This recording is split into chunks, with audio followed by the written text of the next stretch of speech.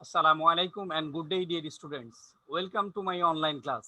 Honours দ্বিতীয় বর্ষের নিয়মিত ক্লাসে আমি তোমাদের সাথে আছি Mohammad Abdul Salam, lecturer, department of management, Pallabi Mahila degree college.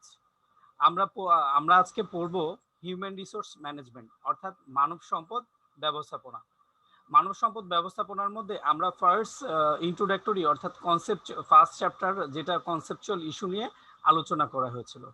আজকে আমরা নতুন একটা চ্যাপ্টার করব, সেটা হচ্ছে রিক্রুইটিং বা কর্মী সংগ্রহ।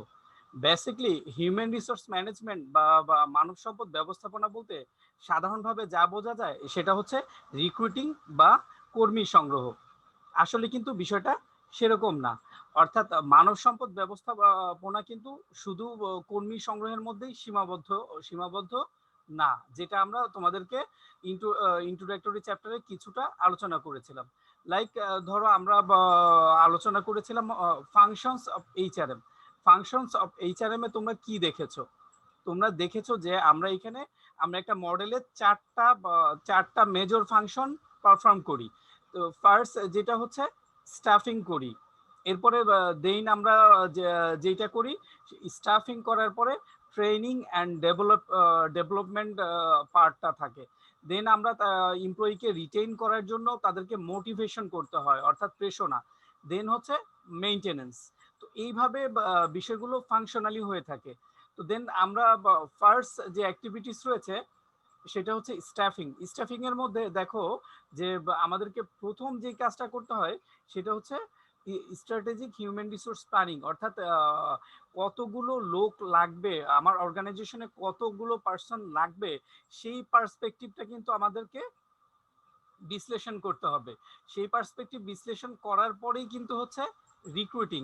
অর্থাৎ দেখো রিক্রুটিংকে আমরা কি দেখতে পাচ্ছি, একটা এইচআরএম এর একটা অ্যাক্টিভিটিস, একটা সিঙ্গেল অ্যাক্টিভিটিস, কিন্তু অ্যাজ এ হোল আমরা এমনি দৃশ্যত যেটা জানি বা এইচআরএম বলতে যেটা জানি সেটা সাধারণভাবে জানা যায় কি রিক্রুটিং রিক্রুটিং অ্যান্ড সিলেকশনকে বেশি ধরা হয়। কিন্তু দেখো আমাদেরকে কিন্তু অন্যান্য আরো অনেক কাজ করা হচ্ছে। আসলে পুরো ফাংশনটাই হচ্ছে এইচআরএম। তো দেন আমরা যে আজকে যে বিষয়টা ফোকাস করবো সেটা হচ্ছে রিক্রুটিং বা কর্মী সংগ্রহ। তো চলো আমরা রিক্রুটিং বা কর্মী সংগ্রহ সম্পর্কে জানি।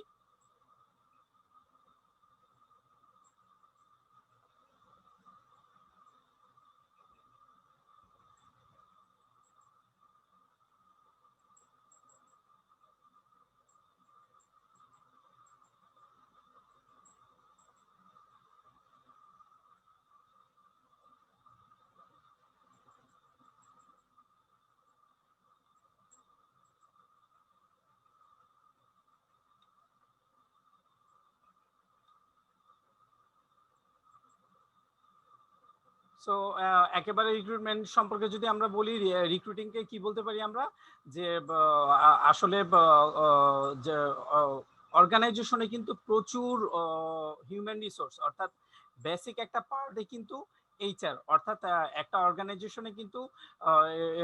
অর্গানাইজেশনকে কার্যক্রম অর্থাৎ একটা অর্গানাইজেশনকে একটা ইস্টাবলিশমেন্ট অর্থাৎ প্রতিষ্ঠা পর্যন্ত পৌঁছায় হচ্ছে এইচআর, হিউম্যান রিসোর্স ম্যানেজমেন্ট। কিন্তু সেই এইচআর কে অর্গানাইজেশন পর্যন্ত নিয়ে আসতে হবে, না নিয়ে আসতে তো দেন হচ্ছে এইচআর কিভাবে কাজ করতে হবে, অর্থাৎ right right people right person right time right place, এই বিষয়টা এনশিওর করতে হবে। দেন এই বিষয়টা এনশিওর করার জন্য right person right place right time. তো দেন হচ্ছে যে আমরা কি করি, রিক্রুটিং করি বা রিক্রুটমেন্ট করি। দেন এটাকে আমরা কি করি, organization bringing an individual to your company includes, এইটা তিনটা ব্রড অ্যাসপেক্টস বা আমরা রিক্রুটিংকে হায়ারিংও বলি। কি বলি? হায়ারিং। এবং হচ্ছে তাকে কি তার দায়িত্ব অর্থাৎ সে যেই অর্থাৎ এইচআর ডিপার্টমেন্ট নিয়ে এসে সেই যেই চেয়ারে কাজ করবে সেই চেয়ারে সেট আপ করে দেয়া। Recruiting, hiring, onboarding. এরপরে যেটা হচ্ছে তাহলে এইটার সংজ্ঞা কি, যে এইটার সংজ্ঞা আমরা সাধারণভাবে বলতে পারি যে অর্গানাইজেশনের যেই পদ বা পদবি যে অ্যাক্টিভিটিস গুলো রয়েছে সেই জন্য নতুন নতুন সেই জন্য লোকজনকে নিয়ে আসা, লোকজনকে অর্গানাইজেশনে নিয়ে আসা, যোগ্য অর্থাৎ যোগ্য কাজের জন্য যোগ্য মানুষ, অর্থাৎ যেই আমরা পারফর্মগুলো যদি অ্যাকাউন্টস হয় অ্যাকাউন্টসের জন্য প্রপার অ্যাকাউন্টেন্ট নিয়ে আসা, এরপরে যদি ইঞ্জিনিয়ারিং বিষয় থাকে লাইক মেশিনারিজ বা ইঞ্জিনিয়ারিং কোনো বিষয় থাকে সেক্ষেত্রে প্রপার একজন ইঞ্জিনিয়ার, অর্থাৎ যদি মেকানিক্যাল ইঞ্জিনিয়ার হয় তাহলে মেকানিক্যাল ইঞ্জিনিয়ার, ইলেকট্রিক্যাল ইঞ্জিনিয়ারিং হলে ইলেকট্রিক্যাল ইঞ্জিনিয়ার। এরপরে যদি আমরা মার্কেটিং ডিপার্টমেন্টের জন্য নিয়ে আসতে চাই তাহলে মার্কেটিং ডিপার্টমেন্ট থেকে যারা বিবিএমবিএ করেছে এবং যারা মার্কেটিং যদি ফ্রেশ গ্রাজুয়েট নিতে চাই সেটাও নিতে পারি, আদারওয়াইজ যদি আমরা এক্সপিরিয়েন্স নিতে চাই সেটাও আমরা নিতে পারি। তো এই যে নিয়ে আসার যে প্রক্রিয়া সেটাই হচ্ছে রিক্রুটমেন্ট। তো ইবি ফ্লিপকো একটা সংজ্ঞা দিয়েছে, তো তার মধ্যে তিনি যেটা বলেছেন যে মানব সম্পদ বা কর্মী সংগ্রহ হলো এমন একটি প্রক্রিয়া, এটা একটা স্টেপস অর্থাৎ একটা প্রক্রিয়া যা প্রতিষ্ঠানের জন্য প্রয়োজনীয় কর্মীদের খুঁজে বের করে। অর্থাৎ প্রতিষ্ঠানের জন্য তোমাদেরকে আগেই বলা হয়েছে প্রতিষ্ঠানের জন্য কি রাইট পারসন দরকার, অর্থাৎ প্রয়োজনীয় কর্মীদের খুঁজে বের করে। দেন হচ্ছে কর্মসংস্থানের জন্য আবেদন করতে তাদের সম্ভাব্য চাকরি প্রার্থীদেরও অনুপ্রাণিত করে। অর্থাৎ বেসিকলি অর্গানাইজেশনের বেস্ট এইচআর দরকার, আর যারা ইউনিভার্সিটি থেকে বা বিভিন্ন অর্গানাইজেশন থেকে বের হয়েছে তাদেরও কিন্তু কর্মসংস্থান দরকার। তো প্রপার সেট আপ, অর্থাৎ তাদেরও যেন কর্মসংস্থান হয়ে যায় আর অর্গানাইজেশনও যেন রাইট পারসনটা রাইট প্লেসে রাইট টাইমে পায়, এইটাই হচ্ছে রিক্রুটমেন্ট। আমরা এক কথায় বলতে পারি কি right person right place right টাইমে নিয়ে আসা, এই যে তাদেরকে কি করা, কর্মীদের খুঁজে বের করা এবং আবেদন করতে সম্ভাব্য চাকরি প্রার্থীদের অনুপ্রাণিত করা। অর্থাৎ রিক্রুটমেন্টের আরেকটা বিষয় যেটা আমরা বলতে পারি, অর্থাৎ লার্জ নাম্বার অফ ক্যান্ডিডেটস, অর্থাৎ সর্বোচ্চ ক্যান্ডিডেটকে আকর্ষিত করা। সর্বোচ্চ ক্যান্ডিডেট যদি জানতে পারে তো সেখান থেকে কিন্তু রিক্রুটমেন্টটা অর্থাৎ রাইট পারসনটা বের করা সম্ভব হবে। দেন আমরা যেটা দেখবো সেটা হচ্ছে সোর্সেস অফ রিক্রুটমেন্ট, কিভাবে আমরা রিক্রুটমেন্ট করতে পারি, রিক্রুটমেন্টের উৎসগুলো কি। রিক্রুটমেন্টের বেসিক্যালি দুইটা উৎস রয়েছে, একটা হচ্ছে ইন্টারনাল অর্থাৎ অভ্যন্তরীণ উৎস, আর দেন পরের যে উৎসটা রয়েছে সেটা হচ্ছে এক্সটার্নাল বা বাইরের উৎস থেকে। তাহলে আমরা যেটা হচ্ছে যে অর্গানাইজেশনের ভেতর থেকে কিন্তু রিক্রুটমেন্ট পসিবল, অর্থাৎ অর্গানাইজেশনের ভেতরে কিন্তু প্রচুর এইচআর রয়েছে, তো তাদের মধ্যে থেকে কিন্তু রিক্রুটমেন্টের বিভিন্ন প্রক্রিয়া রয়েছে। ফার্স্ট কিন্তু তোমরা একটা প্রভার্ব জানো, চ্যারিটি বিগিনস অ্যাট হোম, অর্থাৎ দান কিন্তু বাসা থেকেই শুরু করতে হয়, তাই না? তো সেক্ষেত্রে যখন রিক্রুটমেন্ট শুরু হয় তখন কিন্তু ইনহাউস রিক্রুটমেন্ট অর্থাৎ অর্গানাইজেশন থেকেই প্রথমে শুরু করা উচিত। অর্থাৎ কোনো অর্গানাইজেশন এরকম করে যে অর্গানাইজেশনের স্টাফ যারা রয়েছে তাদেরকে মেইল করে এবং তাদেরকে মেইল করে যদি পরিচিত কেউ থাকে বা তারা যদি কাউকে দিতে চায় তাদেরকে রিক্রুইট করা হয়।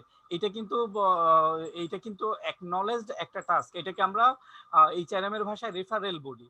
আমরা এটাকে পরবর্তীতে আমরা আলোচনা করব। তো এইভাবে ইন্টারনালি যারা জব করছে তারাও কিন্তু তোমার রিক্রুটমেন্টের একটা গ্রেট সোর্স হিসাবে কাজ করে। সো আমরা যেটা দেখলাম যে ইন্টারনাল রিক্রুটমেন্ট সম্পর্কে জানলাম। এরপরে আমরা যেটা জানবো সেটা হচ্ছে এক্সটার্নাল রিক্রুটমেন্ট সম্পর্কে জানবো, অর্থাৎ এক্সটার্নালি কিভাবে রিক্রুইট করা হয়। এক্সটার্নালি বেসিক্যালি রিক্রুইট করা হয় হচ্ছে যে ফ্রেশারদের রিক্রুইট করা হতে পারে, এক্সপিরিয়েন্সদের রিক্রুইট করা হতে পারে, বা কোনো প্রতিনিয়তই কিন্তু চেঞ্জ হচ্ছে বেটার অপরচুনিটির জন্য। স্টাফ যেভাবে অন্য অর্গানাইজেশন চেঞ্জ করতে চায় আর অর্গানাইজেশনও তার প্রোডাক্টিভিটি ইনক্রিজ করার জন্য নতুন নতুন এইচআর বা এক্সপিরিয়েন্স এইচআর বা এক্সপার্ট এইচআর নিয়ে আসতে চায়। আর এক্সটার্নাল সোর্সের ক্ষেত্রে আমি যেটা বলবো যে বিভিন্ন ধরনের সোর্স রয়েছে, তার মধ্যে ইউনিভার্সিটি ফ্রেশ গ্রাজুয়েট যারা তারা কিন্তু মোস্ট পোটেনশিয়াল সোর্সেস। তো এই ক্ষেত্রে আরেকটা বিষয় আমি বলি যে এক্সটার্নাল সোর্স বলতেই কিন্তু আমরা যে বিষয়টা বুঝি সেটা হচ্ছে অ্যাডভার্টাইজমেন্ট অর্থাৎ বিজ্ঞাপন। তো এই দুইটা সোর্স থেকে বেসিক্যালি হচ্ছে রিক্রুটমেন্ট করা হয়। আর তোমরা জানোই হচ্ছে রিক্রুটমেন্ট কি করা হয় যে যত অধিক সংখ্যক ক্যান্ডিডেট তাদেরকে অর্গানাইজেশন সম্পর্কে জানানো, অর্থাৎ অর্গানাইজেশন সম্পর্কে একটা ভালো কনসেপ্ট দেয়া যেন যারা মোস্ট পোটেনশিয়াল ক্যান্ডিডেট তারা চাকরি করতে আসে।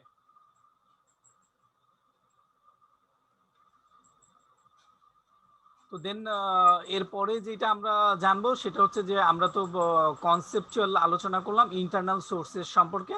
এখন আমরা যেটা করব সেটা হচ্ছে ইন্টারনাল সোর্সেস গুলো দেখব। ইন্টারনাল সোর্সেস গুলোর মধ্যে যেটা রয়েছে ফার্স্ট, অর্গানাইজেশন যেভাবে কালেক্ট করে অর্থাৎ প্রমোশনের মাধ্যমে। তোমরা জানো যে প্রমোশনের মাধ্যমে কি হয়, ডেজিগনেশন চেঞ্জ হয়ে যায়। অর্থাৎ সে ধরো একটা একটা ডিপার্টমেন্টে একজন একজন একজন এম এম অর্থাৎ অ্যাসিস্ট্যান্ট ম্যানেজারকে প্রমোশন দেয়া হলো। অ্যাসিস্ট্যান্ট ম্যানেজারকে প্রমোশন দেয়ায় সে সে কি হয়ে গেল, সে যেটা হলো সে ম্যানেজার হয়ে গেল। কিন্তু এই যে অ্যাসিস্ট্যান্ট ম্যানেজার যারা রয়েছে সেই সেই পোস্টটা তো খালি হয়ে গেল, সেই পোস্টটা খালি হয়ে গেল। তখন এইটা কি করা যেতে পারে, তখন এক্সিকিউটিভ নিয়োগ দেওয়া যেতে পারে, তখন এক্সিকিউটিভ বা এমটিও নিয়োগ দেওয়া যেতে পারে, বা আদারওয়াইজ যদি এক্সিস্টিং এক্সিকিউটিভ যারা আছে, এক্সিকিউটিভ যারা রয়েছে তারা কি করতে পারে, তাদেরকে প্রমোশন দেয়া যেতে পারে। সো এই হচ্ছে ফাংশন। তো এইভাবে যখন আমরা এবার প্রমোশন দিব তখন যেটা হবে যে তখন হচ্ছে ইন্টারনাল সোর্সেস এর মাধ্যমে কি হয়, রিক্রুটমেন্ট হয়ে যায়। অর্থাৎ যেই ভ্যাকেন্সি গুলো ক্রিয়েট হয় সেগুলো আমরা ফিল আপ করে ফেলতে পারি। এরপরে যেই কাজটা আমরা করতে পারি সেটা হচ্ছে যে ইন্টারনালি ট্রান্সফার করা যায়। লাইক ধরো কোনো একটা অর্গানাইজেশনে বগুড়ায় একটা ব্রাঞ্চ আছে বা রাজশাহীতে একটা ব্রাঞ্চ আছে। তো এখন কোনো কারণে রাজশাহী ব্রাঞ্চের স্টাফ কি করলো, কোম্পানি চেঞ্জ করলো বা সামহাও ওইখানে ভ্যাকেন্সি ক্রিয়েট হয়েছে।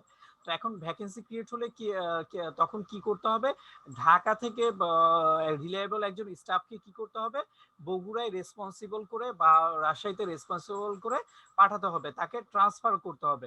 ট্রান্সফার করলে কিন্তু তিনি তখনই ওই ওই ব্রাঞ্চে গিয়ে তার দায়িত্বগুলো পালন করতে পারে। তো এটা একটা বিষয়। আরেকটা হচ্ছে যে যদি আপগ্রেড করা হয়, অর্গানাইজেশনকে আপগ্রেড করা হয় বা অর্গানাইজেশনকে সবাইকে সবার যদি যে যে কোনো তোমার ধরো অ্যাকাউন্টস ডিপার্টমেন্ট ওটাকে যদি নতুন করে আপগ্রেড করা হয়, ডেজিগনেশন রিশাফেল করা হয় বা কিছুটা কি প্রমোশনের মতো, তো সেই ক্ষেত্রেও কিন্তু এইটা একটা সোর্স হয়। তখন কি কি করা হয় যে অন্যরা আগে আগে যায়, ফলে নিচে কি হয়, নিচ থেকে ভ্যাকেন্সি ক্রিয়েট হয়। এরপরে যেটা হচ্ছে যে রিটায়ার্ড এমপ্লয়িজ, রিটায়ার্ড এমপ্লয়িজ তো ওনারা কিন্তু মোস্ট পটেনশিয়াল সোর্স।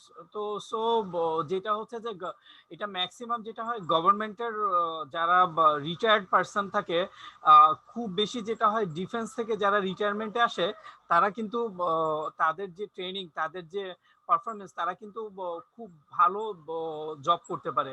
অর্থাৎ যেহেতু তাদের মধ্যে খুব ভালো ট্রেনিং থাকায় মোস্ট অফ দ্য অর্গানাইজেশন কিন্তু তাদেরকে গুরুত্বপূর্ণ পদগুলোতে দায়িত্ব দিতে চায় এবং তারা দায়িত্ব পালনের ক্ষেত্রেও কিন্তু খুবই পারফেক্ট।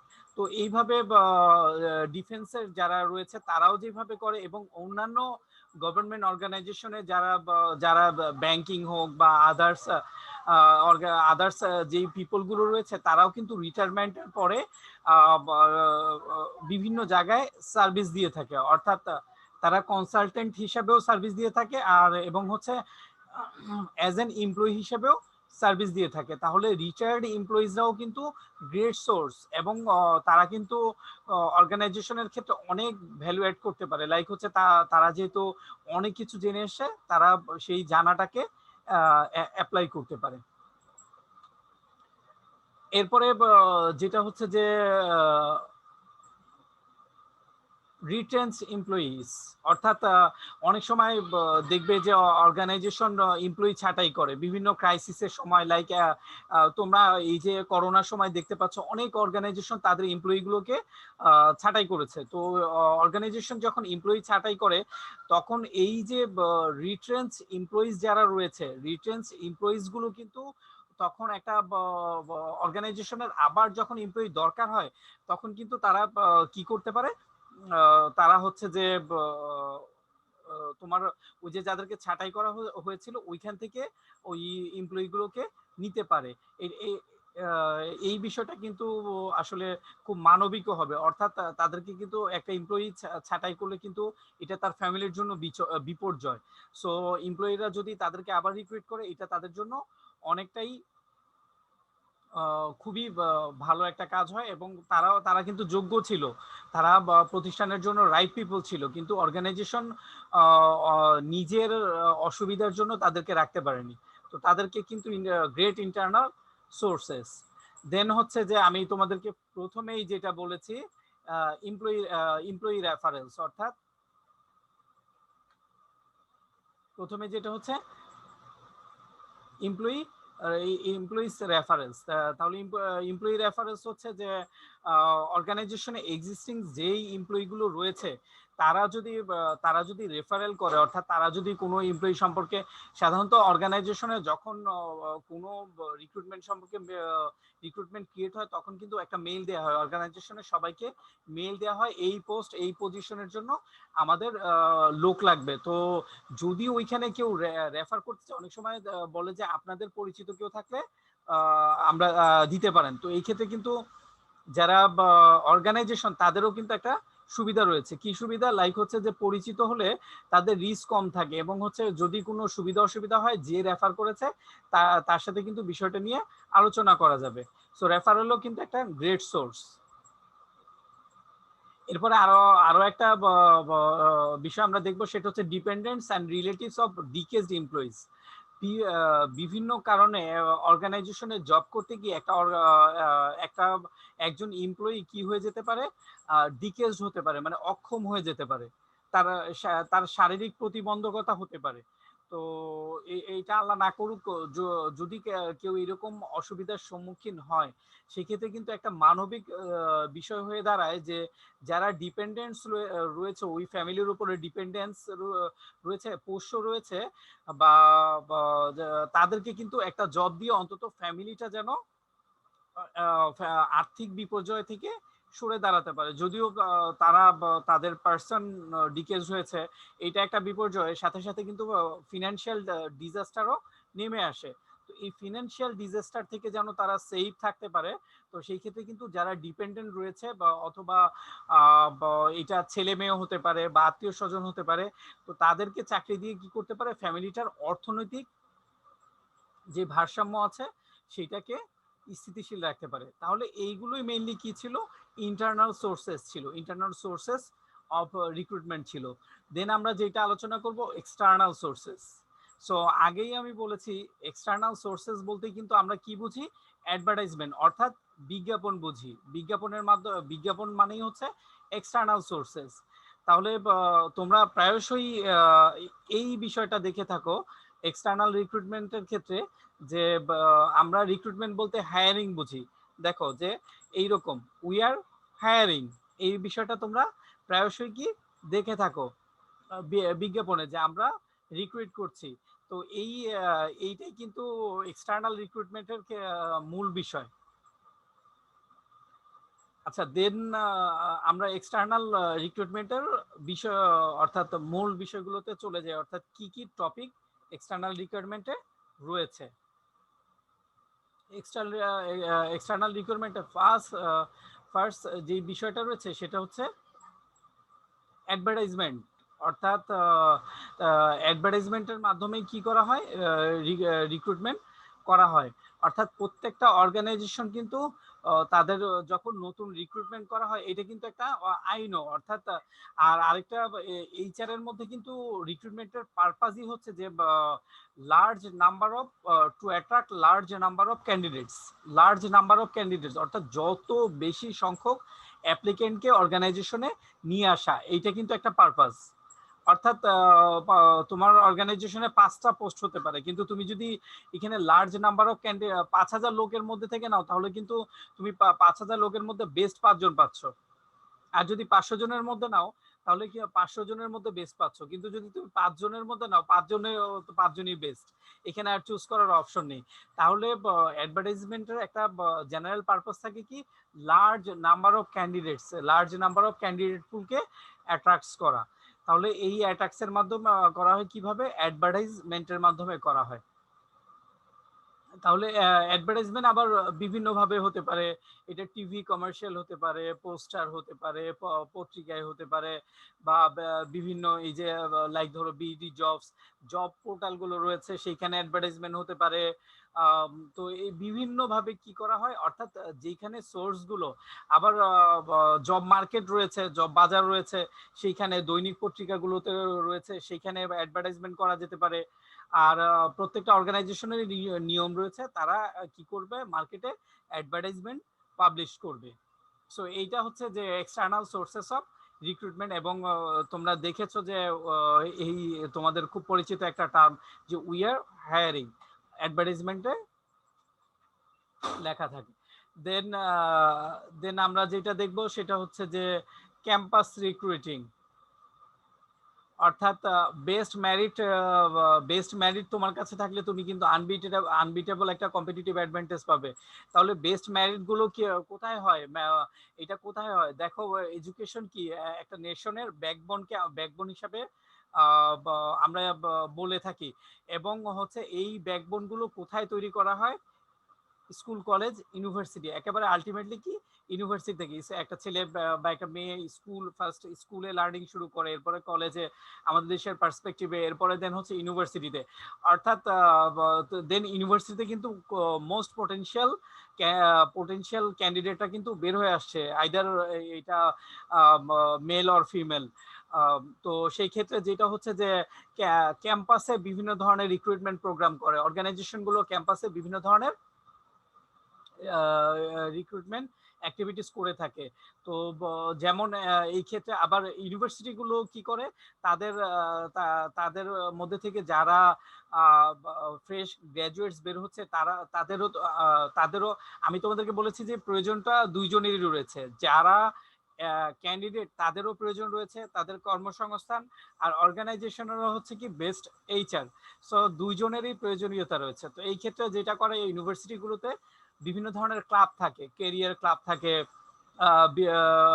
বিভিন্ন ধরনের department wise like management club, marketing club, accounting club, এরপরে কেরিয়ার ক্লাব, এই জাতীয় ক্লাবগুলো থাকে। তারা যেটা করে অর্গানাইজেশনের কথা বলে রিক্রুটমেন্ট, বিভিন্ন ধরনের ক্যাম্পাস রিক্রুটমেন্ট করে, বা অর্গানাইজেশনগুলো কিন্তু বিভিন্ন ধরনের রিক্রুটমেন্ট করতে পারে। যেমন ধরো বিডি জবস, আবার ধরো জব ফেয়ার হতে পারে, লাইক জব ফেয়ার গুলো, যেমন বিডি জবস প্রতি বছর মহাখালীর রাওয়া ক্লাবে জব ফেয়ার করে, ওইখানে বিভিন্ন ধরনের অর্গানাইজেশন পার্টিসিপেট করে। আবার ইউনিভার্সিটি অনেক সময় আয়োজন করে, ইউনিভার্সিটি অনেক সময় কি করে, কেরিয়ার ফেস্টের আয়োজন করে, বিভিন্ন ধরনের কেরিয়ার ফেস্ট, অর্থাৎ তাদের যে গ্র্যাজুয়েটরা তারা যেন জব মার্কেট সম্পর্কে এক হচ্ছে সতর্ক হয়, আর হচ্ছে ওইভাবে নিজেকে প্রিপেয়ার করতে পারে।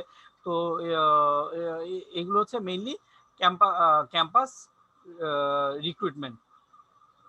দেন আরেকটা বিষয়, তাহলে ফার্স্ট যেটা বললাম কেরিয়ার ক্লাব গুলো করে, ইউনিভার্সিটি গুলো করে, অর্গানাইজেশন গুলো। আরেকটা বিষয় যেটা আমি বলবো সেটা হচ্ছে লাইক বড় বড় অর্গানাইজেশন, তুমি ব্যাটের কথা ধরো, ব্রিটিশ আমেরিকান টোবাকো। তো ব্রিটিশ আমেরিকান টোবাকোর ক্ষেত্রে যেই বিষয়টা হচ্ছে, ওদের স্পেশাল প্রোগ্রাম থাকে, ওরা খুব ট্যালেন্টেড ছেলে মেয়ে নিতে চায়, সেক্ষেত্রে ওরা বিভিন্ন প্রোগ্রাম করে, লাইক আমি একটা প্রোগ্রাম হচ্ছে ওদের ব্যাটেল অফ মাইন্ডস।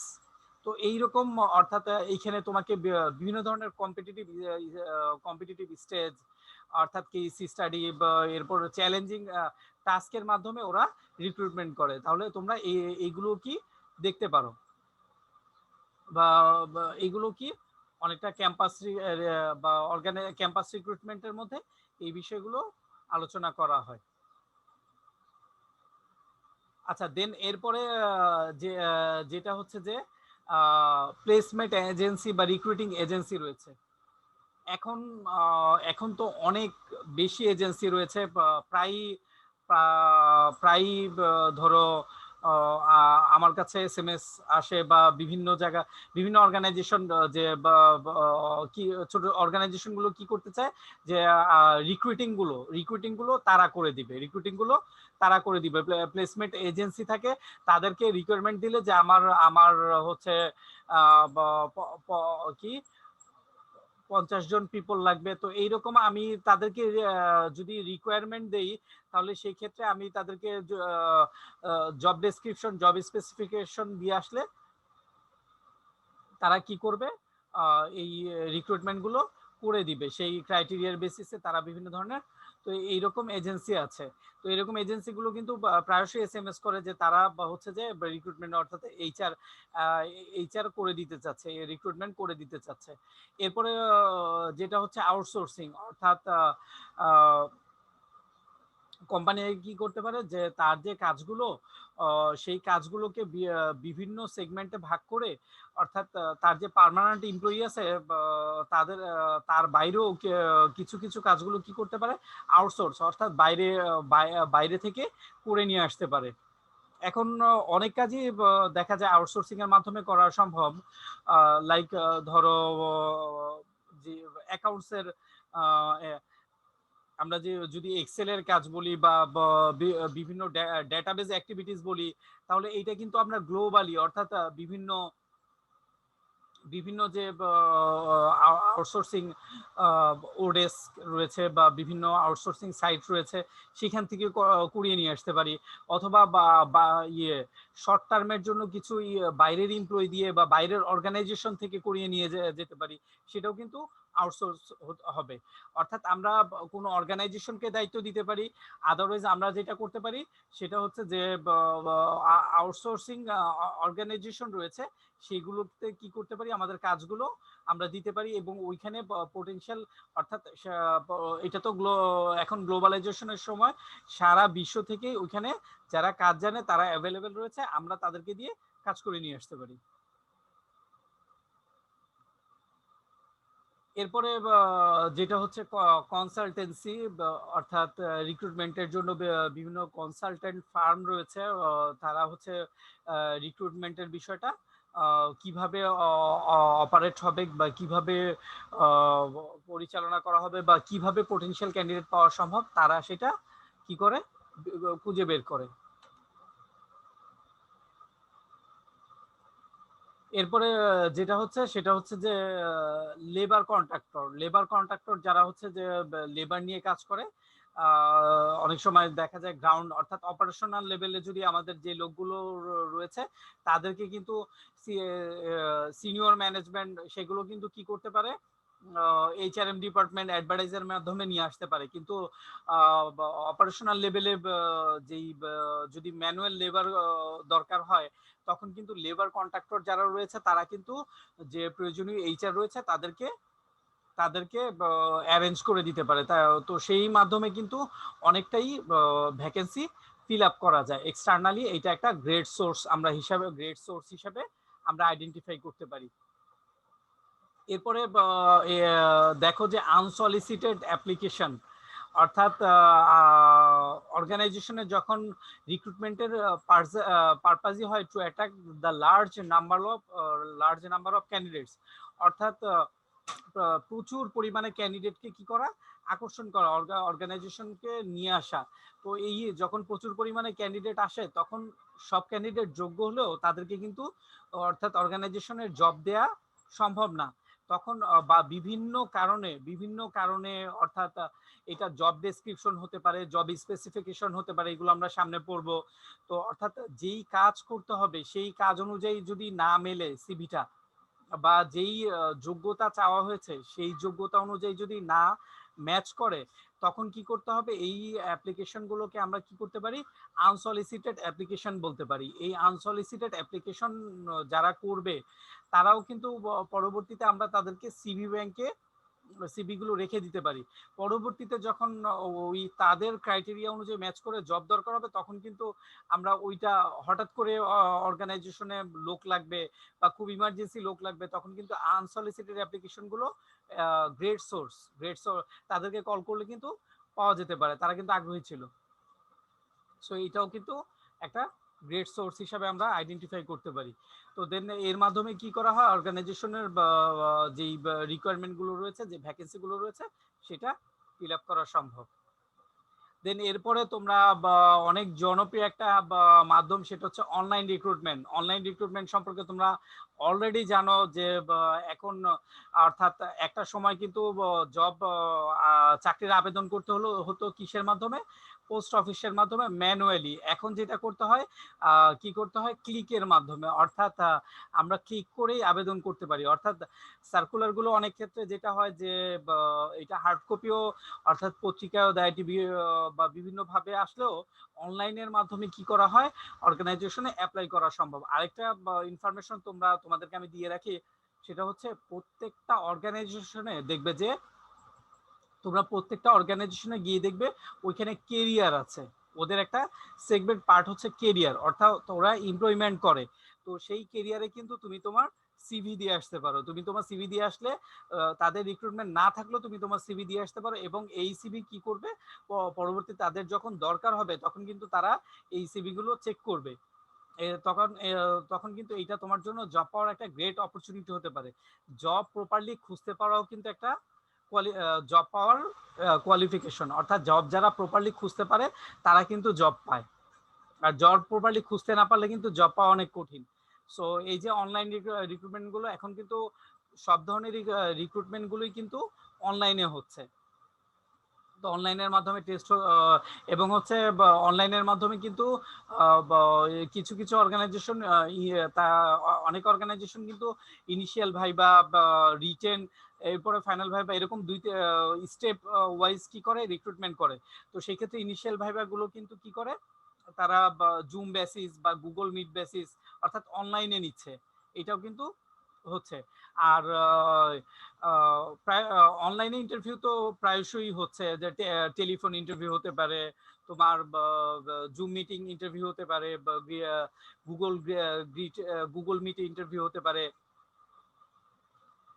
এরপরে যেটা হচ্ছে ওয়াক ইন ইন্টারভিউ, অর্থাৎ এটা আরেকটা আরেকটা একটা সোর্স, যে অর্থাৎ রিক্রুইটার যারা যারা রিক্রুটমেন্ট অর্গানাইজেশন রয়েছে, তারা ক্যান্ডিডেটদেরকে সিভি নিয়ে সরাসরি চলে আসতে বলে, সরাসরি ইন্টারভিউ নিয়ে কি করা হবে, নিয়োগ দেওয়া হবে। এটাকে কি বলে, ওয়াক ইন ইন্টারভিউ। অর্থাৎ ক্যান্ডিডেট অর্গানাইজেশনের যে টার্মস এবং জেডি রয়েছে, জব ডেসক্রিপশন রয়েছে, জব স্পেসিফিকেশন রয়েছে, সেই জব জেডি অর্থাৎ জব ডেসক্রিপশন এবং হচ্ছে জব স্পেসিফিকেশন অনুযায়ী কি করবে, তারা তাদের যে তারা তাদের সিভি নিয়ে সরাসরি চলে আসবে। সরাসরি চলে এসে কি করবে, তারা হচ্ছে ওই ওই তখন যারা রিক্রুটমেন্ট এজেন্সি রয়েছে তারা কি করবে, ইন্টারভিউ নিবে, তাদের যে যদি রিটেন টেস্ট নিতে চাই নিবে, এবং হচ্ছে যদি তাদের এক্সট্রা কোনো ক্রাইটেরিয়া থাকে ওইটার সাথে ম্যাচ করে তাদেরকে কি করা হবে, রিক্রুইট করা হবে। তাহলে এই ছিল ইন্টারনাল সোর্স এবং এক্সটার্নাল সোর্স। এখান থেকে তোমাদের খুব এই চ্যাপ্টারটা সিগনিফিকেন্ট, এবং কোশ্চেন আসে, হোয়াট ইজ রিক্রুটমেন্ট, রিক্রুটমেন্ট কাকে বলে, কর্মী সংগ্রহ কাকে বলে। এরপরে তোমরা দেখো এই যে কর্মী সংগ্রহের অভ্যন্তরীণ উৎসগুলো কি কি, এটা কিন্তু প্রশ্ন আসে, বা তোমাদের কর্মী সংগ্রহের যে বাহ্যিক উৎস এগুলো কি কি, এক্সটার্নাল সোর্সেস। তাহলে তোমরা যেহেতু এটা আমরা আলোচনা করেছি, আর যদি তোমরা বুঝতে না পেরে থাকো, কোনো কোশ্চেন থাকে, তাহলে কমেন্ট বারে আমাকে কোশ্চেন করবে, আর তোমরা এই পড়াটা অবশ্যই করে ফেলবে। Then that's all for the timing. আজকে এই পর্যন্তই। ভালো থাকো তোমরা, নেক্সট ক্লাসে ইনশাল্লাহ দেখা হবে।